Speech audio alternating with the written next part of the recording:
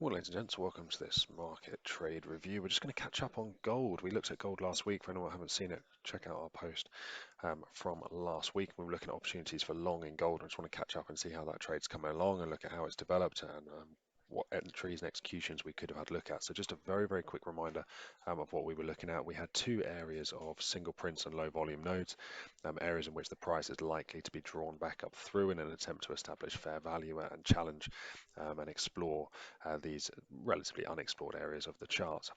So those both sitting above current price, acting as potential draws for longs. We then had a series of poor highs and ledges near the highs of the day, suggesting very weak selling and again supporting the opportunity for longs back up through some of those highs where we haven't seen that any real aggressive selling coming in. Contrary to that, we've also then got excess down at the lows, so 4 or 5 TPO prints down at these lows of these days, excess suggesting strong buyers once and twice coming in to the market. The final profile, which we were then looking at on Thursday as we were trading into Friday, was this P-shaped formation with the point of control trading up at the high of the day. And we can see, just looking at the low of the day from Wednesday, you can see that that cut-off point where the excess was is effectively where we saw a lack of volume being established beneath that level at the 1900, 1902 region. So just suggesting that there was a lack of acceptance of price down at these lower price points.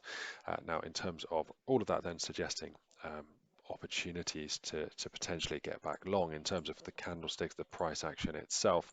We saw that final flush, that impulsive breakdown, taking out a bunch of stop losses for anyone that was long from this 1902 handle. That final move to the downside, exhausting all sellers. Very few sellers now left in the market, and that opened up the possibility for buyers to step back in, drive this market higher, getting back up above that all-important 1900 handle as the price then develops. Let's just hide these drawings. As that price then develops, we had a run down towards that 1900 handle, just failing. And then this was our first opportunity, I think, really to get into this trade. Okay, the 1900 handle sat just above that level. Let's just remove a few of these annotations so we can see that more clearly. We'll get rid of these.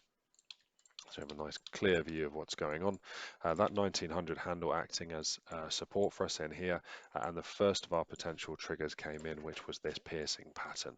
Okay, double candlestick formation here on the hourly chart, suggesting positivity and a move back to the top side. So potential entry would have been on this candlestick close.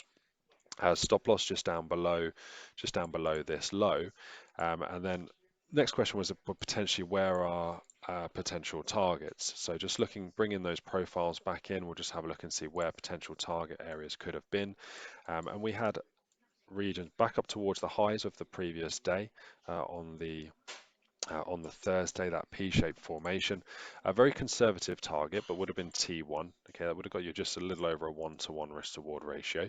Expectation, of course, is that we could trade back through some of these low volume and these single print areas. So certainly a possibility for this market to move further and make our way up through this low volume area. And then the next targets beyond that are going to take you up towards this set of single prints. We've got a single print on the ledge up through here. These poor highs up through here, and then of course excuse me, and then of course these single prints back up towards the top here. Okay, but the two next sort of realistic targets would be making a run up towards that first little ledge formation where price would expect to potentially break, and then on again to that next poor high up through here. So they would be the potential T2s and T3s should this market break. Now that's a relatively aggressive entry. That of course is coming off of that piercing pattern formation and just targets up. Now you can see from a primary perspective these levels also valid. Let's just fine tune that slightly, bring it down to these candlestick highs and bring it down to these highs here. Okay, they're your potential levels, both primary and from your profiles. Okay, aggressive entry off that piercing pattern. The other element that we had a look at was the possibility of the inverse head and shoulders. So this left shoulder, head, right shoulder, and that would have given us an entry long through the high from that through that neckline. Same stop loss, and then targets need to be slightly more there gets you just over a 1.1 to 1. That's just a slightly more ambitious target up to that second poor high, gets you a 1.3 to 1. However, there is, of course, with all of this, the bigger possibility that we could trade through that next low volume node, and that would then take a run up towards this next set of highs back up through here from a primary perspective, bringing in the profiles back into that. That would be looking back towards the highs of this double distribution day. Again, a pretty realistic target if you're going to trade through that low volume node. So I think that's also on the cards here. So just hide those profiles once again. That would be the more ambitious target of long through the neckline of that inverse head and shoulders, same stop loss, but targeting up towards that next resistance high. Okay, so that would be the more ambitious target. Now, as this market has developed and progressed, we've seen an initial break up through the neckline. Okay, the first target would have been achieved, that initial short-term trade with a piercing pattern back up to the neckline of the inverse head and shoulders. We've then traded through the first of those low volume nodes, removing that from the equation, so that sort of served its purpose. From there, we saw a little bit of a pullback, and interestingly in this now, this uptrend relatively well established now at this point. We've gone on, we've made a new higher high, higher lows coming in place from this inverse head and shoulders. So what's really interesting with this is if we then implement some trend tools, such as, for instance, Fibonacci retracements, coming from the low up to the high. Let's just make that a little bit thicker so we can see this. Coming from the lows up to the highs, if this market pulls back, come drop down into that 50 to 61% retracement zone, have found some signs of growth, positivity, and gold then moving higher. It's then made its way up. It's found that first high. That was the first of the ledges which we thought could be targeted. So then that takes out and mission accomplished on this trade and this trade, leaving now only the slightly more ambitious targets left to go. Again, this trend continued, and fib retracement on the next swing also a possibility from the low up to the high. Market pulled back again into that 50% retracement, and this is where we stand now. Okay, this is now current time. So those targets, those more ambitious targets, still in play at this point. This short-term uptrend now relatively well established, succession of higher highs and higher lows, certainly the possibility for this to continue further. However, coming into today is the 4th of July. Happy Independence Day to everyone out there. With it being Independence Day, potentially less volume going to be traded on that day. Is this going to be the day? Is there going to be enough volatility, enough volume to drive us up through these highs and go on to take on this next set of highs? Time will tell. Expectation for me personally on the day, I think we're likely to see this market range.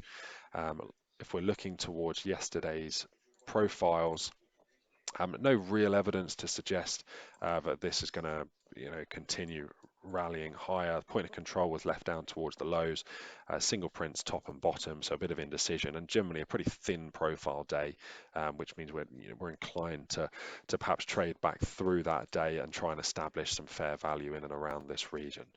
For me personally now, I think if we can hold, and we can maintain certainly above the sort of 1915 handle, stay above some of these previous highs back here, around that sort of 1917 handle, I think gold still looks particularly positive. Perhaps today we see a range, we see that sort of D-shaped, nice balanced profile come in, and that balanced profile would then be an accumulation of positioning to perhaps give us the catalyst then, should we break through the highs tomorrow, to continue on our merry way and head for these slightly more ambitious targets. But Independence Day today, big move yesterday, unlikely I think to see too much more sustained buying pressure today, but time will tell. But just really nice to follow this trade through to see how it's progressed from our initial discussions on Friday. Like I said, if you haven't seen that first setup video, please do watch it on online, and you get an idea of how we're analysing the charts, how we're looking at the markets here at the London Academy of Trading.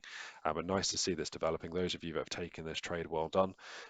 So far, so good. Let's just see how this progresses, how it develops. The next challenge for us, of course, is going to be quite simply just to make our way through. Hide those profiles, shall we? It's going to be to try and make our way through these resistance highs here. If we can do that, then perhaps its next stop is up towards the 1955 handle, something like that. Okay, so interesting catch up. We'll follow this again throughout the course of the week. Please do join us again for another insights another time. Bye for now.